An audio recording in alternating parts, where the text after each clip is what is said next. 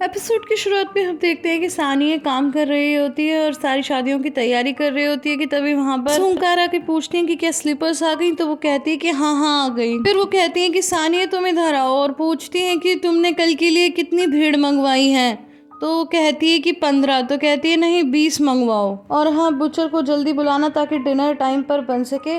और इसके बाद मिस हुंकार जुलेहा को आवाज़ देकर बुलाती हैं और कहती हैं कि डिनर टेबल की जिम्मेदारी तुम्हारी है, उस पर बड़े बड़े लोग आएंगे, गवर्नर, डिस्ट्रिक्ट गवर्नर, तो सब कुछ बिल्कुल सही होना चाहिए। तो वो कहती है ठीक है।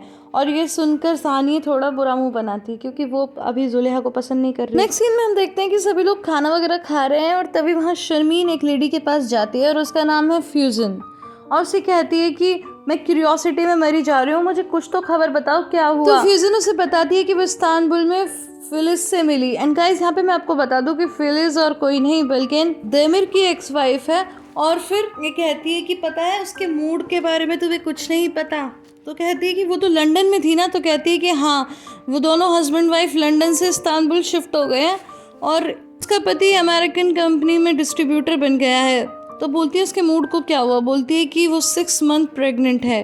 ये सुनकर शर्मीन एकदम चौंक जाती है और कहती है कि ये तुम क्या कह रहे हो। फ्यूजन कहती है एक बात बताओ, देमिर का डिवोर्स तो इसलिए हुआ था ना क्योंकि फिलिस को कोई बच्चा नहीं हो सकता था। अब समझ में आया कि असली फॉल्ट किसका था। और ये सब बातों से तो शर्मीन थोड़ा थोड़ा मुस्कुराने लगती है। अब नेक्स्ट सीन में हम देखते हैं कि मिस हुंकार अपने रूम में शादी की तैयारियां कर रही होती हैं और तभी वो वहां से गुजरते हुए शर्मीन को देखती हैं। तो कहती हैं कि शर्मीन मैं यहाँ पर हूँ, बोलो क्या हुआ।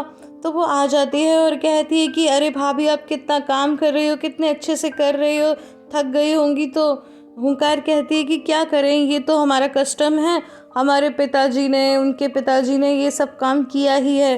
तो शर्मीन कहती है कि हाँ भाभी ये तो आपने सही कहा, ईश्वर उनकी आत्मा को शांति दे। तो मिसेस हुंकार कहती हैं कि जब भी फसल कटती थी तो वो लोग शादी की सेरेमनी करवाते थे।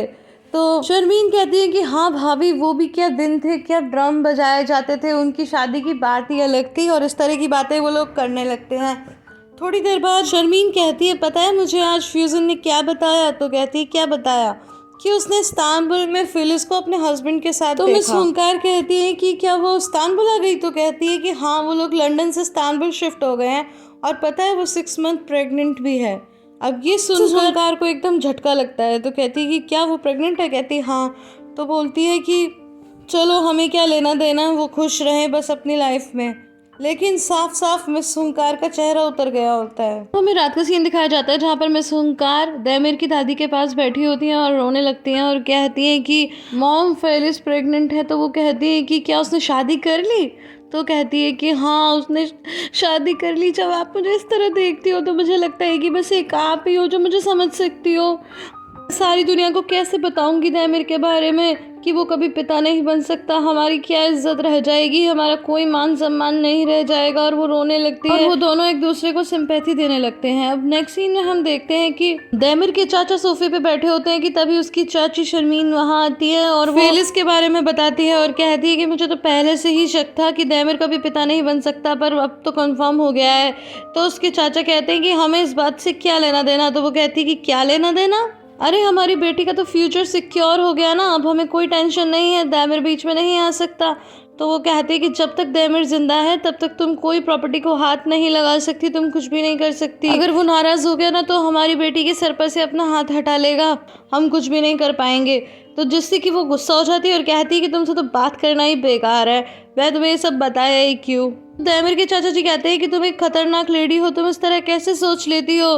तो वो कहती है कि कम से कम मैं पीती तो नहीं हूँ ना। तो कहता है कि मैं पीने वाला बनना पसंद करूंगा विलन बनने से ज़्यादा। तो अब हमें नेक्स्ट डे का सीन दिखाया जाता है जहाँ शादी वाला दिन आ गया है, इसलिए सभी तैयारियों में लग जाते हैं। हम जुलेहा और यिल्माज को भी काम करते हुए देखते हैं, वहीं गफूर भी काम कर रहा है, उसकी पत्नी सानिया और फादिक और उसकी बहन और बाकी के नौकर चाकर सभी तैयारियां कर रहे होते हैं। इसी बीच ग्यूलिटिन गलती से यिल्माज से टकरा जाती है और कहती है अरे मैंने तो तुम्हें देखा ही नहीं, अच्छा तुम्हें कोई परेशानी हो, कोई ज़रूरत हो तो मुझे बताना, और आई एम सॉरी मेरे भैया तुमसे थोड़ा रूड हो गए थे।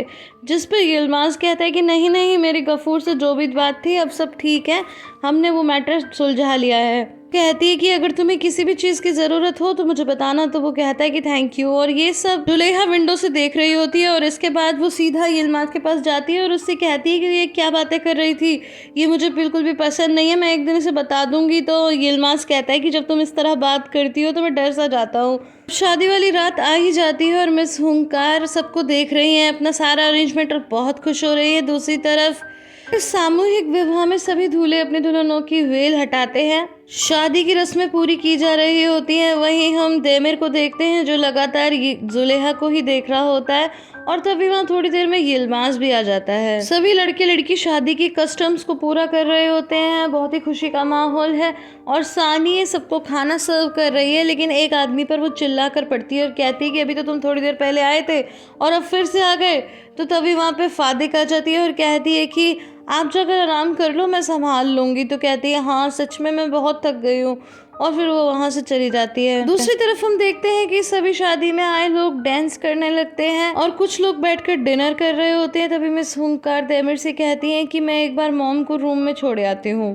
तो इसके बाद वो और लेडीज़ को देखती है और कहती है कि आप लोग अपना खाना एंजॉय करिए, और फिर वो अपनी मॉम को लेकर ऊपर चली जाती है। अब नेक्स्ट सीन में हम देखते हैं कि जुलेहा देमिर को खाना सर्व कर रही होती है और ये सब सानिया दूर खड़ी खड़ी देखती है और बहुत ही गुस्सा होती है।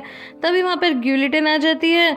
तो ग्यूलिटन से वो कहती है कि देखो कैसे कर रही है ये काम, ये दोनों अच्छे आ गए हमारी लाइफ में। लेकिन ग्यूलिटन कहती है कि आप बिना वजह ही इतनी रूड क्यों हो रही हो भाभी। तो कहती है हाँ हाँ तुम्हें तो यिल्माज पसंद है ना, इसीलिए तुम्हें तो ये सब सही लगेगा, चाहे वो लोग हमारी लाइफ ही क्यों ना ख़राब कर दे। तो वो कहती है ऐसी कोई बात नहीं है, मैं तो बस यही कह रही थी कि आप इतनी रूड क्यों हो रही हो। तो कहती है मेरा अब और दिमाग ख़राब मत करो। फाइनली जब पूरा प्रोग्राम ख़त्म हो जाता है तब कुछ लोग आकर मिस हुंकार और देमिर से मिलते हैं। गाइस ये आदमी कौन है मुझे पता नहीं, लेकिन ये बहुत बहुत धन्यवाद करता है माँ बेटों का, और उसके बाद वहाँ से गाड़ी में बैठकर चला जाता है। अब नेक्स्ट सीन में हम देखते हैं कि सभी लोग किचन में काम कर रहे होते हैं कि तभी वहाँ जुलेहा कुछ प्लेट्स लेकर आती है और कहती है कि प्लीज़ इनका ध्यान रखना, और बर्तन मांजना शुरू कर देती है। तो थोड़ी देर में वहाँ पर सानिया आ जाती है और वो फादिक की तरफ देखकर इशारा करती है। तो फादिक भी अजीब सा इशारा करती है और उसके बाद सानिया जुलेहा से कहती है कि तुम मेरी किचन में क्या कर रही हो। तो वो कहती है मुझे लगा आप थक गई होंगी इसीलिए मैं थोड़ा सा काम कर देती हूँ। लेकिन वो कहती है कि अभी निकल जाओ, अभी जाओ यहाँ से मेरी किचन से। तो इसके बाद वो वहाँ से चली जाती है। सीन में देमिर यिल्माज से गाड़ी की चाबी ले लेता है और कहता है कि अब तुम जाओ आराम कर लो। इसके बाद मिसेस हुंकार कहती हैं कि बेटा क्या तुम घर नहीं आ रहे हो। तो कहता है कि नहीं मॉम मैं आज रात घर नहीं आ रहा हूँ, और वो गाड़ी लेकर निकल जाता है। अब यिल्माज यहाँ वहाँ टहलने लगता है तो उसे जुलेहा दिखाई देती है। तो कहता है कि तुम यहाँ क्या कर रही हो। तो कहती है कि बस थोड़ी भूख लग रही है इसलिए ब्रेड खा रही हूँ। तो कहता है कोई काम नहीं है अंदर। तो कहती है कि सानिया किचन को संभाल रही है। फिर बताता है कि मिस्टर देमिर ने भी मुझे गाड़ी की चाबी ले ली और कह रहे हैं कि अभी तुम्हारी ज़रूरत नहीं है, तो क्यों ना हम अपनी जगह पे चले। तो जुलेहा कहती है कि नहीं। तो कहता है कि नहीं देखो मैं बहुत याद कर रहा हूँ, बहुत दिन हो गए हम एक साथ मिले।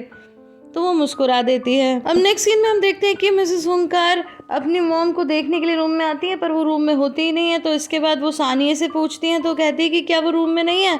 तो कहती है कि नहीं वो वहाँ नहीं है, मुझे लगता है ये लेडी फिर से चली गई घर छोड़कर। ये सुनकर फादिक तो एकदम हैरानी से मुंह पर हाथ रख लेती है और फिर पूरे के पूरे घर में हल्ला मच जाता है। सभी लोग यहाँ वहाँ उन्हें ढूंढना शुरू कर देते हैं और इसके बाद घर में जितने भी लोग काम करने वाले होते हैं वो भी आपस में इसके बारे में डिस्कस करने लगते हैं। तभी वहाँ मिसेस हुंकार आ जाती हैं और कहती हैं कि हमें सभी किसानों को इन्फॉर्म कर देना चाहिए ताकि वो जाकर खेत में ढूंढ सके, और साथ ही अस्तबल में भी जाकर पता करो। और सभी लोग यहाँ वहाँ ढूंढना शुरू करते हैं। मिसेस हुंकार भी उसे ढूंढ रही होती हैं लेकिन वो कहीं मिल नहीं रही होती है। साथ ही साथ मिसेस हुंकार ने यह भी कहा था कि जोर से मत चिल्लाना कि कहीं वो डर न जाएं। दूसरी तरफ हम यिल्माज और जुलेहा को देखते हैं जो दोनों एक दूसरे की बाहों में होते हैं और रोमांटिक बातें कर रहे होते हैं, और तभी वो ऐसी रोमांटिक बातें करते करते एक दूसरे को किस कर लेते हैं। दूसरी तरफ मिस हुंकार वहीं उसी जंगल में आकर के देमिर की दादी को ढूंढने लगती हैं और तभी उनकी नज़र सामने पड़ती है जो देखकर उनके होश उड़ जाते हैं क्योंकि यहाँ पर यिल्माज और जुलेहा एक दूसरे को किस कर रहे होते हैं। और फिर ये एपिसोड यहीं पे ख़त्म हो जाता है। आई होप गाइज आपको ये वीडियो अच्छी लगी होगी। अगर अच्छी लगी तो प्लीज़ इसे लाइक शेयर एंड कमेंट करना बिल्कुल भी मत भूलिएगा। फिर मिलते हो अगले ऐसी किसी वीडियो में, तब तक के लिए अपना बहुत सा ख्याल रखिएगा। Bye bye and take care.